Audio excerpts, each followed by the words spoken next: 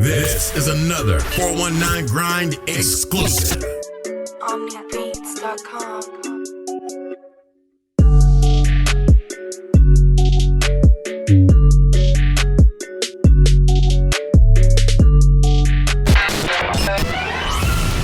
You're listening to the 419 Grind Podcast, Toledo's source for exclusive news in music, business, sports, and entertainment. 419 Grind Podcast. Julius Darrington. Yes, sir. What's up, 419 Grind? Toledo. So, you had the Behind the Music event sir. Saturday. Yes. How was that? I mean, I was there, but Well, it was a major blessing, man, you know, to come to Toledo, my hometown, and put something together like that without, you know, a lot of advertisement, you know, and just word of mouth. And, you know, people came out, you know, and it was a blessing to see people really hungry for information. right.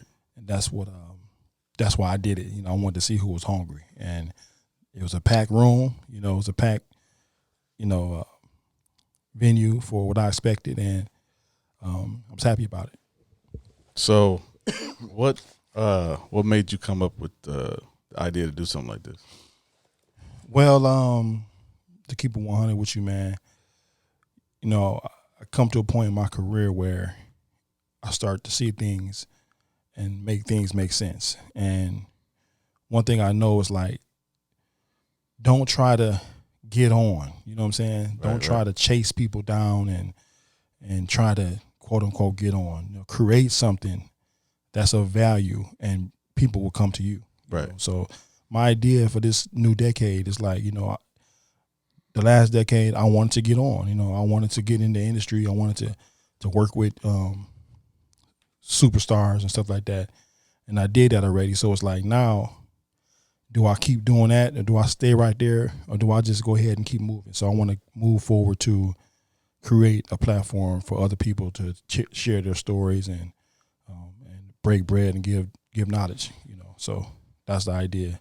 And I was inspired by the Revolt Conference. P. Diddy. I'm not gonna front. You know what I mean? I was inspired by that. I mean, that's what we do, though. We take something that we learn, we get inspiration from them, and we build on that, and, you know, offer it to the people that we know, or the people that we, you know, where we come from. Most definitely. I'm a thief. You know what I mean? Yeah. I'm a glorified thief, because if there's information or a spirit that someone have that I want, Right. and I wanted to put it on me, I'm going to duplicate it. You know, I'm not going to do no copyright infringement, but it's like, I'm going to try to take that energy and put it on me. You know, so all my mentors, the people I've not even met in the industry, you know, I love what they're doing, but I'm not going to just spectate. I'm going to try to duplicate and innovate and make it even better. You know, so that's the vision. Right. So, you plan on having more of these events, or like what's coming up? Excuse me.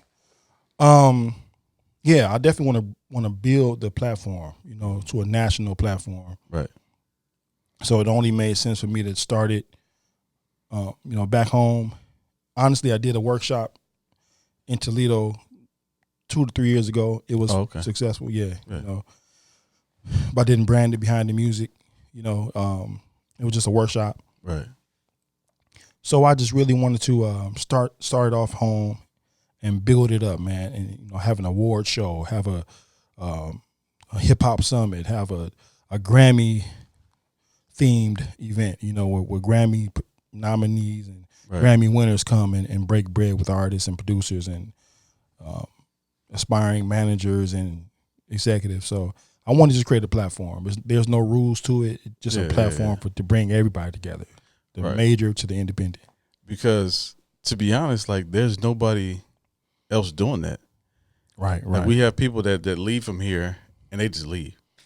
Like, they go out and do big things, and they never even think twice about Toledo or coming back, or even offering them something that they learn. Like, to me, that's a big deal that you come back and do that. Appreciate it, man. That's a huge deal. You know, it feels right, because, you know, I'm going to keep it 100 with you, man.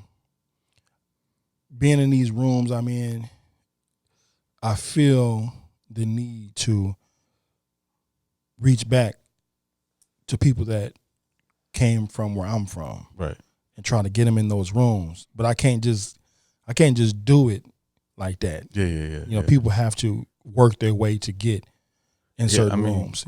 So I'm creating this platform because it's not just about a platform. I want to see who really want to invest, who really want to be successful. You know what I mean? Because I can't just reach back and open up doors for everybody if they're not ready, if they don't understand the worth of it. Mm-hmm. So this platform is to separate those who, say this is their dream versus those who would make the investment, not just in me, just period. If you're an investor or you have a dream, you are an investor of your dream. So you're going to look for every opportunity to invest. Right. So that's the mindset I had, and I'm trying to find those individuals to put them in rooms because I want to make other people great. I want to become great, become greater, or I believe I'm great from the aspect that I believe in myself. It's not about no accolade. It's not about no money. Right. I really believe in myself, and I found my purpose. So, man, that's one thing. Like,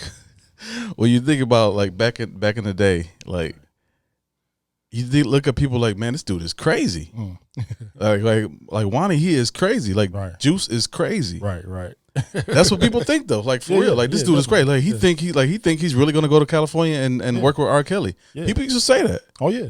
And that's to me, like even Wani, like, oh, he's gonna go out to California and just get on some movies. Exactly. But that's exactly what y'all did. That's exactly what happened. And that's crazy. I mean, it shouldn't be that crazy though. It shouldn't be that far of a thought for people to say, I want to do something and then actually work their way and to do it. But it's all about the work, right? It's all about the work, but it's all about being crazy. You know, because because you have when people say you're crazy, what they're really saying is you're thinking on your own. Yeah. And you're thinking outside the box. You're not impressed with their limitations of you. You're not impressed with the limitations they put on themselves or the environment. You know what I mean? And one thing I can say about my hometown is so much talent, but there's like a cloak over the city of mediocrity. Yeah. And it's not about the talent. It's about people really, really wanting to be successful. It's not, people get complacent. They get complacent. They get satisfied with just their homies or their friends, gassing them up, and they don't want to really put themselves out there. So with me, I had a lot of praise and a lot of support on a certain level, right? But I wasn't satisfied with that because I believed I can be of use in this industry, by the icons or the, Grammy winning producers and artists. I knew I could be in those rooms, so I wasn't satisfied with them telling me that I was good on a certain level. You know what I mean? Right.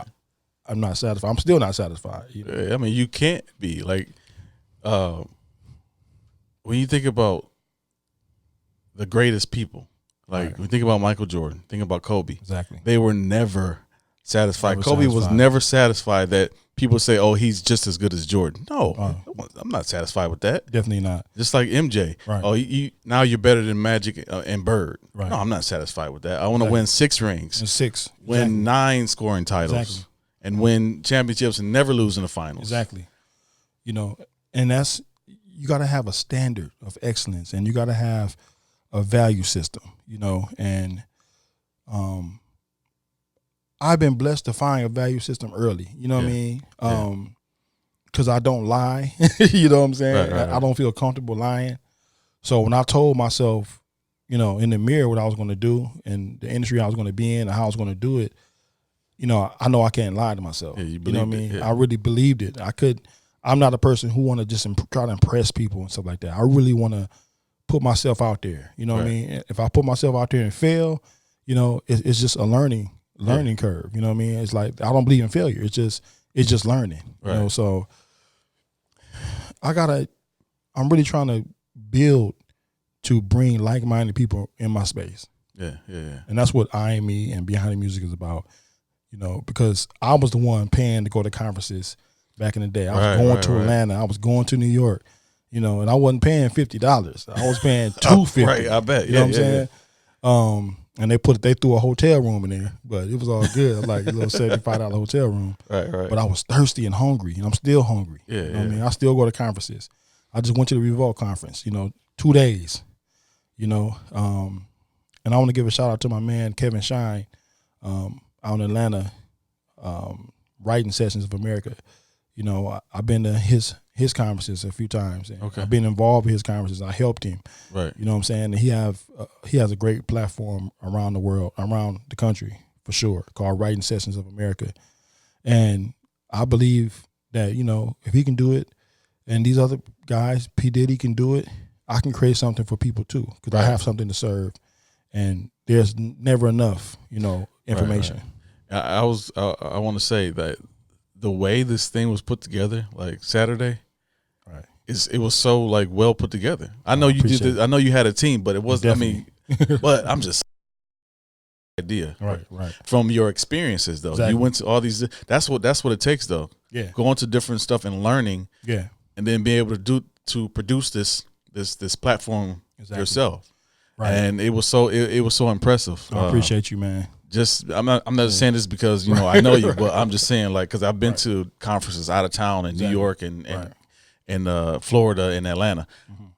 But to see something to come back here, that I know can be bigger, exactly. But still, that first one, first one that I've been to, yeah. Well, it's pretty much the first one because the first one I called Behind the Music, right? Okay. And the first one I really took the time to get like, you know, flyers done, right, by yourself, yeah. And I put a little more detail into this one because, you know, from experience and learning and being at conferences and looking at my city and saying, okay, you know, they might not be ready for the Revolt conference, right? You know what I'm saying? But let's do something that to spark the seed, right. To spark the flame. Because you know, the reaction of the artists that were there, right, how they received the information, how they responded to the panel, was so genuine. It was beautiful, man. It was real, yeah. It was beautiful, right? I loved it, yeah. And then, you know, they really learned something. They kept asking questions, asking questions. They didn't want to leave. They didn't want to leave. No, we had to shut it down for them to leave. Exactly, and that's a good thing. Yeah, that's a good thing, man. I loved it. Like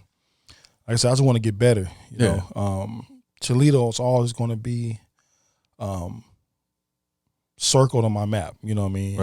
Anytime I'm doing something like this, I gotta kick it off at home. You know what I'm saying? And I want to do another one, Behind the Music Hip Hop Summit. Yeah. You know, I'm looking to put that together like real soon. You know, hopefully before the summer.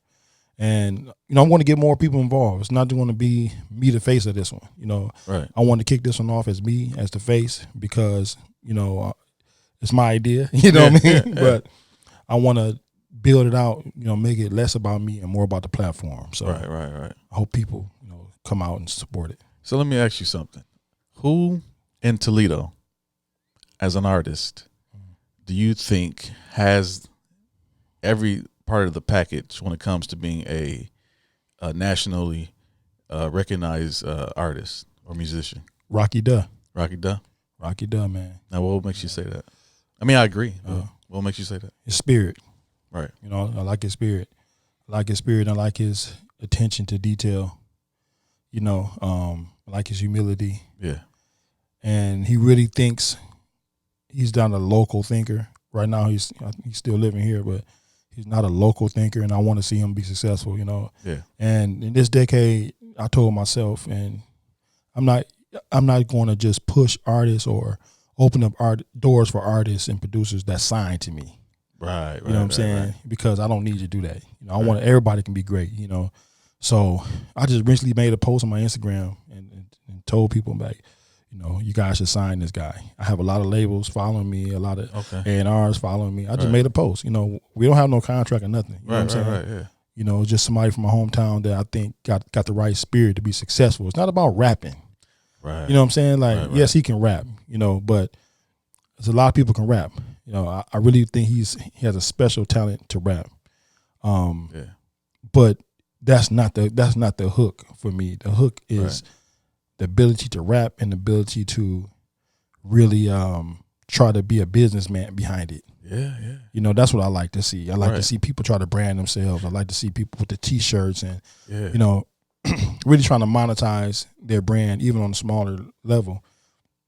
I think you can take that right energy and that same energy and put it in any space and it will be successful. So I think he got it, man, you know. Yeah, I was thinking like this guy has he has the full package.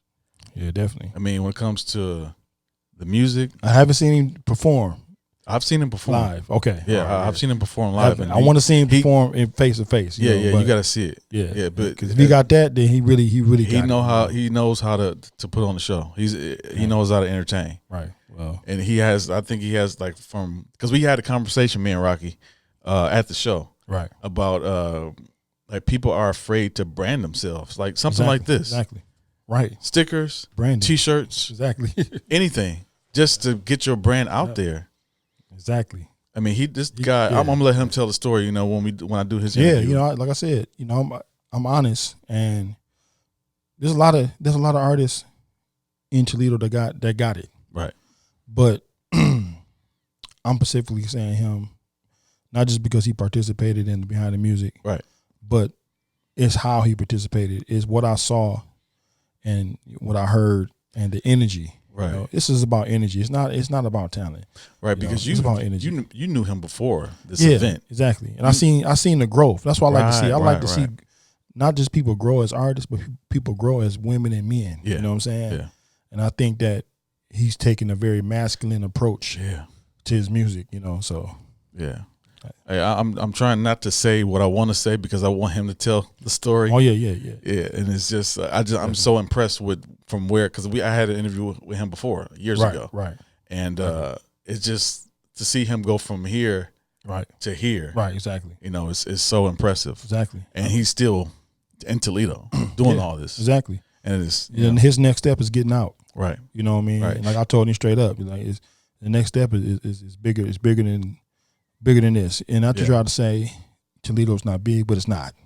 Well, the thing is about Toledo, Deejay one time said this before. Toledo will not be your mecca for music. It would not be a mecca, but it would be your starting breeding ground. Yep, breeding ground and starting point. That's why exactly. That's why I'm here. You know what I'm saying? Because this is what I said at the workshop. People this is kind of ironic. This platform is called the 419 Grind because people in Toledo know how to grind. Right. They just don't know how to believe. Yeah. You know what I'm saying? Like they got the work ethic because you got to have a work ethic to be here because there's nothing else to do but work. Right. You were saying about when you were working and doing your label and doing exactly. Talk about that a little bit. Man, I was working at Norplast, 60, 70 hours a week. Yeah. And I built a studio and I started a label and I was working full time. You know what I'm saying? And it was just like the work we was doing. Yeah. It was just strenuous on your body to stand somewhere that long. Right. And to do something that you don't love. Right. For 12 hours a day. And then you're standing on your feet and your feet are hurting. And it's not a lot of physical labor, but just to stand still somewhere for 10 to 12 hours a day. I mean, humans are not supposed to do that. It's not human, so, but I found a purpose in it. I'm like, I'm going to take this money, these checks every week, I'll pay my bills, take care of what I got to take care of, and I'm going to invest in my studio. You know what I'm saying? Yeah. And that's what it's all about. I mean, that's what I did. Exactly. I mean, working every day, it's like, okay, I'm not just working for the weekend. Right. I'm not just working to invest in your make brand. some money. Yeah.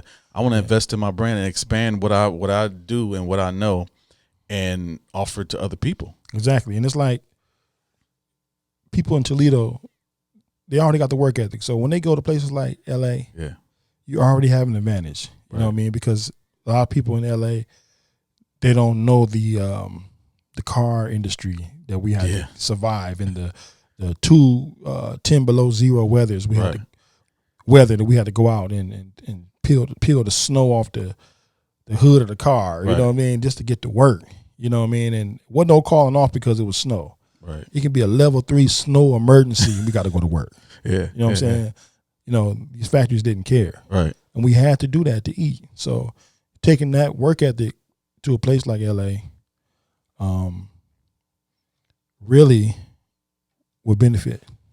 So like I was saying, man, it's just work ethic. And I think my city, people know how to grind. People know how to work. It just, like I said again, people just don't know how to believe. And I want to help people believe, Like I said, I'm not no billionaire yet.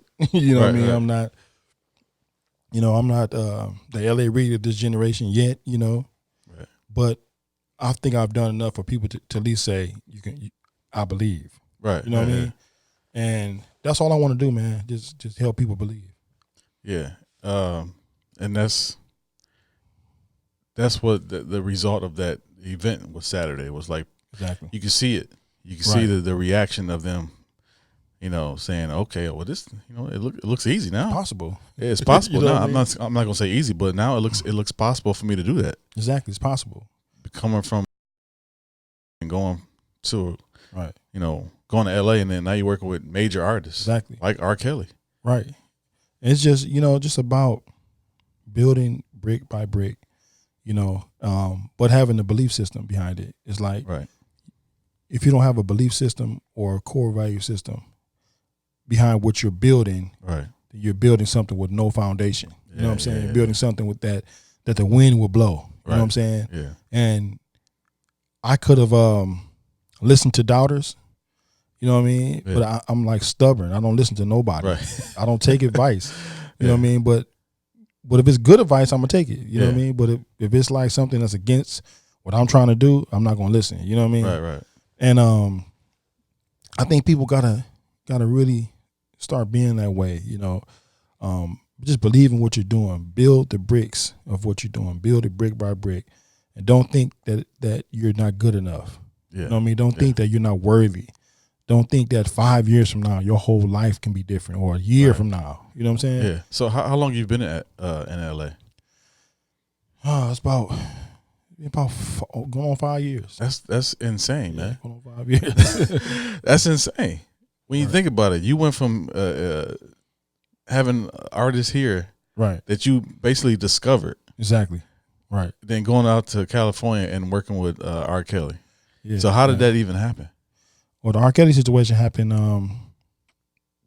Okay, first off, I can't just say R. Kelly. He was. Yeah. I had a bucket list in my life. Right. You know what I mean? When it comes to music, I had a bucket list, and 10 things on my bucket list. Working with R. Kelly was the number one thing on my bucket list for life. Okay. You know what I'm saying? So that wasn't nothing that I took lightly. You know what I'm saying? Right. And that was something that I prepared to do. I had been preparing to work with him since I was in junior high. Right. You know what I'm saying? Studied his music, studied everything about him. So when we met, he was like, "Man, we like brothers." You know what I mean? Like what? I just knew you knew so much about him. I knew so much about him. I knew so much about his spirit. And the reason why I started liking his music and his whole character as an artist is because he reminded me of myself. Yeah. And not to try to say, I mean spiritually. He reminded me of something that I would want to do. You know what I mean? Or when I was a teenager. You know what I'm saying? So I first heard R. Kelly music. I was like 11 years old. You know what I'm saying? Yeah. So people say this and that. I'm like, look, man, I grew up off this man music. You know what I mean? And so I studied him.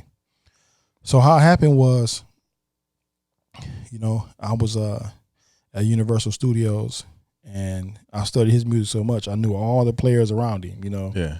And I just bumped into Wayne Williams, you know what I'm saying? Wow. Bumped into Wayne Williams, and he didn't know me from Adam, you know what I'm saying? Yeah. But, I just start chopping up with him and talking to him, and I told Wayne, I said, hey, man, I know you're working on some projects. I know you're doing some things over at RCA. I will work for you for free, Okay. So I started working with Wayne for free, and I became Wayne's right-hand man for about a good year or two, just running around with him, traveling with him, getting in the studio with him put me in the studio with different artists, me serving him as much as I could. Wayne is a very good guy, very good spirit, man, for him to do that, open that door up for me. So Wayne just started to get, Wayne started to not like cigar smoke around him. So, and I started to really show Wayne, my ear for music, and he started to trust my ear for music because I didn't know it, but R. Kelly was trusting the things I was doing through Wayne. As far as music, I was giving Wayne music. Right. Wayne was giving it to Kels. Kels was writing to it and excited about it. So Wayne set up a meeting and said, "Hey, I got somebody I want you to meet. it was like 4 a.m. You know what I'm saying? So I get up and wash up. You know, I go down to Sunset Boulevard, and he introduced me to R. Kelly. And it was a very good meeting because we eventually got in the studio, and Wayne let R. Kelly know pretty much all of the music and the tracks, great number of the tracks and the music that I was finding that he was getting. Wayne let R. Kelly know it was coming from me. Oh, okay. Right in my face. Yeah. So I didn't expect that. You know what I mean? I was like, wow, that was not Hollywood. Right. So Kels began to respect me, and we began to build a good relationship. Got closer and closer. You know, I started to really, really help him with this project. Then I dropped the I Admit song on my SoundCloud, and it went viral 10 times. You know what I'm saying? How many views? Listening? Man, just millions. Yeah. You know, I want to say 1 billion, but millions, because it was shared, reshared, and everything. Right. And there was Rolling Stone talking about it, CNN was talking about it. You know, it was getting some mixed reviews. It was very controversial, of course. Right. But, you know, my name all over it, attached to it, and, you know, it was an honor to be a part of that part of history, you know. Yeah. So that's dope. Like, for real. Appreciate it. I mean, you go from like wanting to work with this guy at 11 years old, 12 years old. Exactly. And, you know, actually living your dream. Yeah, living my dream. And then, you know, he opened up the door and started introducing me to everybody, you know. And then, you know, and this before all the Lifetime stuff happened, you know, that really put a halt, not a halt, but really made things challenging for him, you know, and the things we were creating, you know. So before that, you know, everybody was wanting to work with him. They wanted to work with me through him, go to me to get to him. And, you know, from Offset to Gucci Man to, man, everybody, man, you know what I'm saying? It was a Young Thug, you know. Right. Shout out to those guys. They was involved with the project. Sada Baby. He introduced me to Lil Kim. Lil Kim was trying to work with Lil Kim. Oh, okay. This is a lot of people, man. It's hard to remember everybody. K Camp. A lot of people, man. Jermih. He's a I think it was right before you got here. You posted something. Like you were at the studio with Jermih. Yeah, exactly. You know, me and Jermih. You know, I'm assisting him. You know, plugging in how I can on the project. You know, we've been in the studio for a few times over the last month, just vibing and trying to create a vibe for a project. You know, I don't have no official position with Jermih, just a guy that he respects because he was introduced to me through R. Kelly. You know, so it's he respects that.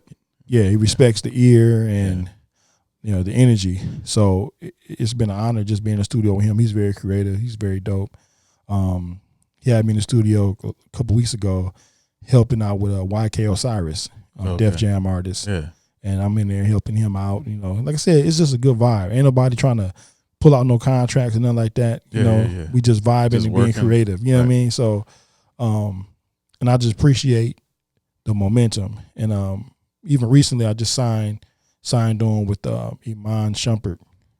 Iman, you know, that's the brand. It's Iman. Iman, okay. You know, and just signed on with him to do A&R for his label, Centerpiece, and also do some management as well with his career and really roll out his album. You know, and his album is amazing. We're doing some big things right now. Got some video content coming, everything, full project, you know, and it's been a blessing, man. But I want to say that I got my start working with Wayne. Yeah. Wayne Williams, RCA, and then Kel. So the momentum is going. Started my label back, Audio Dream Records in LA, and signed a girl named Sasha Sosa. Yeah, I saw her. Yeah, she's very talented. Very, very talented, yeah. Yeah, you know, she's like she has the look, man. Like her look is so different. Exactly, man. She got the look. She got the character. She got the swag. Yeah. You know, we working on a lot of things. You know, getting her working with choreographers and stuff like that. Yeah.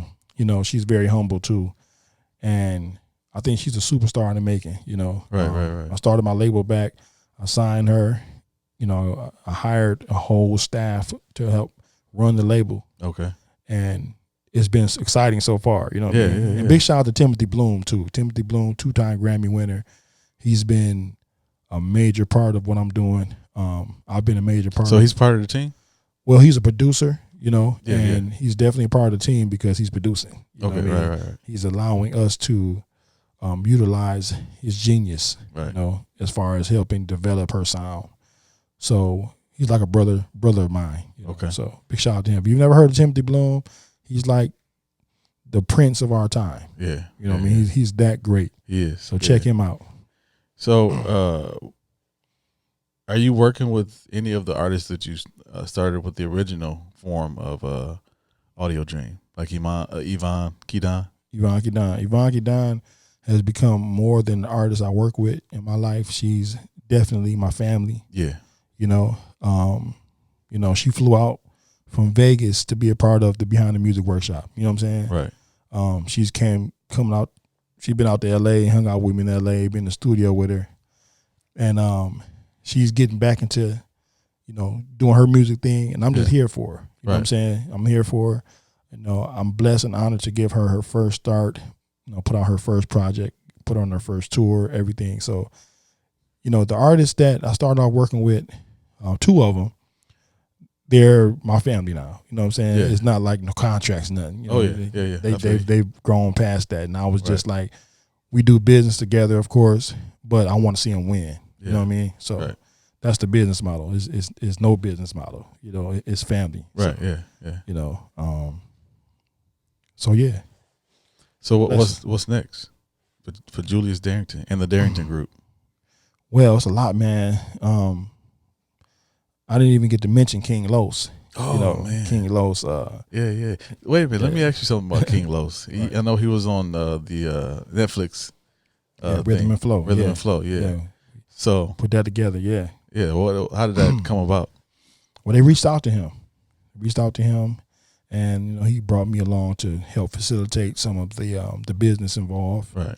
And it made sense for them to have him on that platform. Right. Because of his knowledge, because of his ability, and his experience. He was signed to Bad Boy twice, signed to RCA.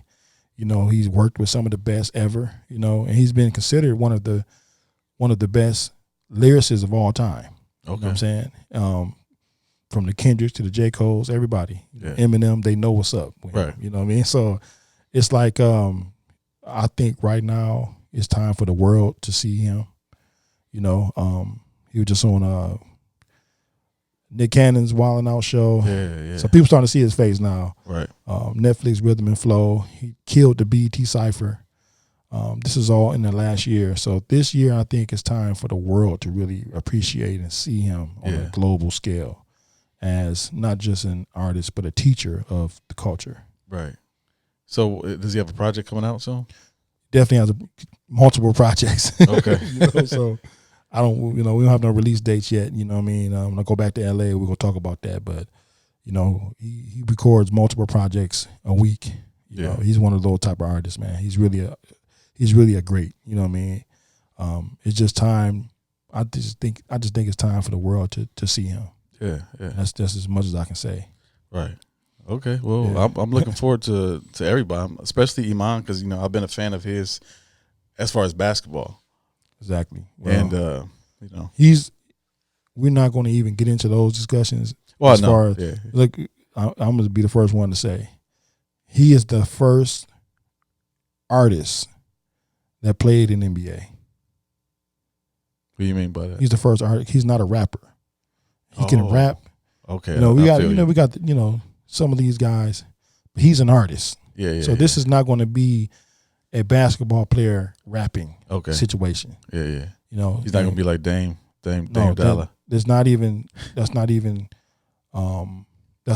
worth talking about because he's really an artist that happened to have the ability to play basketball. Okay. And that goes to show that he's multi-talented. You know what I mean? So people are going to see this is not that type of thing. Yeah.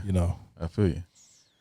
All right. He's married to Tiana Taylor. Yeah, I know that. So, so yeah. So she got, she's a creative herself, so she wanted to find somebody to share her life with, is somebody who just share that same level of energy. So it makes sense. Energy definitely makes sense. Energy and creativity. Creativity, definitely. Yeah. I got to come out to LA, man. Yeah, definitely, man. Come on out with me, man. It's shout out to a lot of people, man. My brother, Tub Young. Yeah. 3-4-time Grammy nominee. You know, we building together as brothers. You know, you know what I'm saying. Big shout out to him. He's supported me heavily when I moved out to LA. Yeah. Big shout out to Wani Coleman. He definitely supported me. You know, I told these guys, I said, hey, I need a week on y'all couch. Yeah. Before I get my apartment, I need a week on y'all couch, and they both gave me their couch for a week. That's family, man. That's family, and it's like they're like, hey, you can stay longer. I'm like, nah, bro, I just need a week, dog. You know what I'm saying? Like, because I want to hold myself accountable to go ahead and get this apartment and go ahead and get in the industry like I said I was going to do. So I didn't want to get comfortable. So I think that's good too for people to understand when you put it on yourself. Yeah. When you want to be great or you want to accomplish something, put it on you. Don't put it on nobody helping you or supporting you.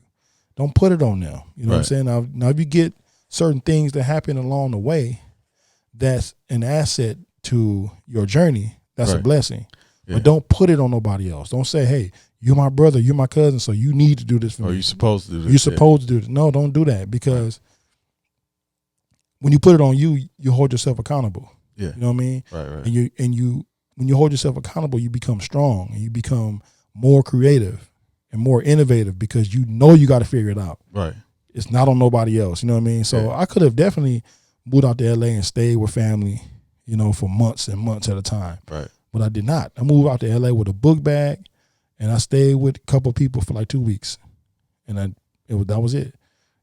And since I had that in my mind, that's what manifested. Yeah. So the mind is the battlefield. Right.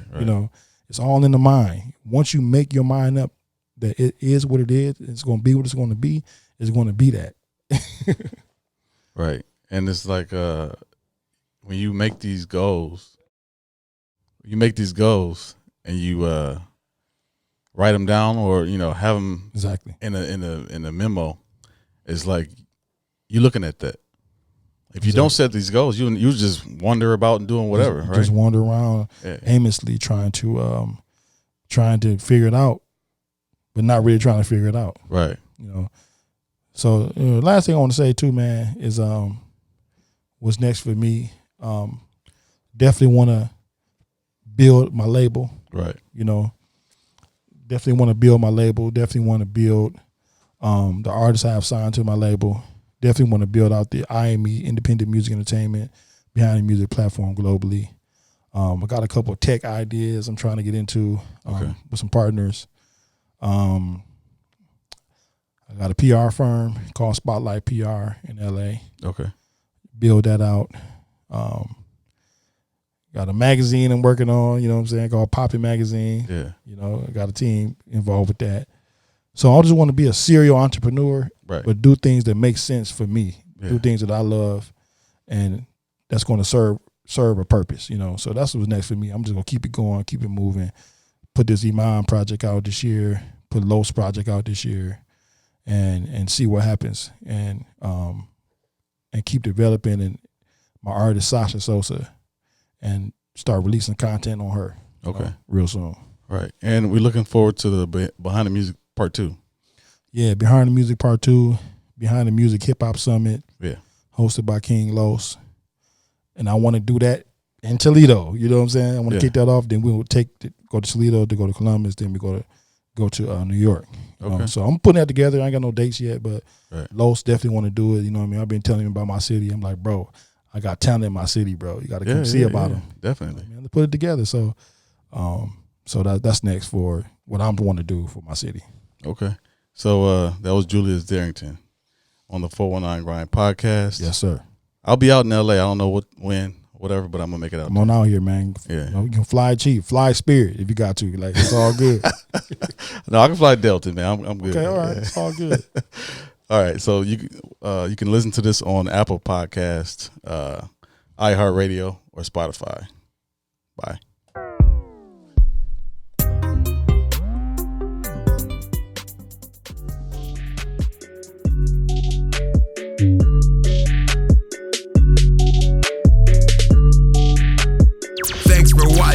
this exclusive interview with the 419grind.com.